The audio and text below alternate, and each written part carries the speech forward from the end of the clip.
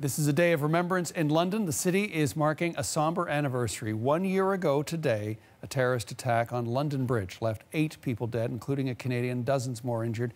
CBC's Dominic Velitis is following the story from the British capital and joins us now. So, Dom, Britain, of course, no stranger to terror attacks, but a year later, anyone who lives in that city still remembers, don't they?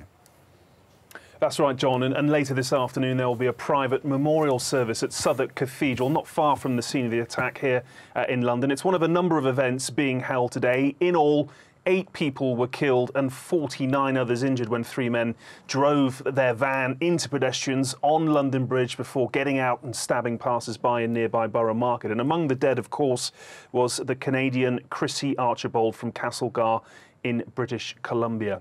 Now, a number of politicians have been invited to today's memorial service, which organisers say will also be an opportunity to honour the emergency services who responded on the night in question. And after that, there will be a short procession from Southwark Cathedral to London Bridge, which will end with a national minute's silence. Theresa May has released a statement ahead of today's commemorations, which we can show you now. She said, "Today we remember those who died and the many more who were injured, and also pay tribute to the bravery of our emergency services and those who intervened or came to the aid of others." And she went on to say, John, "My message to those who seek to target our way of life or try to divide us is clear.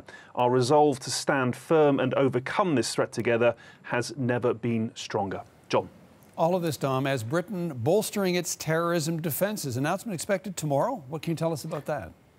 Yes, that's right. New counter-terrorism measures will be unveiled tomorrow. Among other things, they're expected to include closer monitoring of suspected British terrorists, tougher prison sentences for those who are convicted, and new powers to detain suspects before they have finalised any plans for an attack are also expected to be introduced. And Britain's Home Secretary, Sajid Javid, told the BBC's Andrew Marshall this morning that measures for greater intelligence sharing would also be announced. Here he is.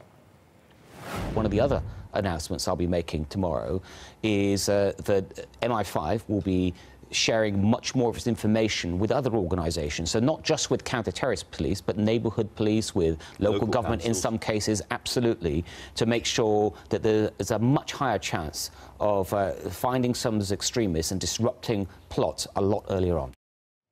Now, the new measures, John, which will also see extra security staff being recruited, follow a review of contests. That's Britain's counter-terrorism strategy. And, of course, they will be officially unveiled the day after the first anniversary of the London Bridge attack. The threat of terrorism here in the UK remains high. Indeed, the security services say they're currently running more than 500 live operations, focusing on some 3,000 people of interest. However, it's believed more than 20,000 people who've previously been investigated and categorised as a closed subject of interest could well still pose a threat.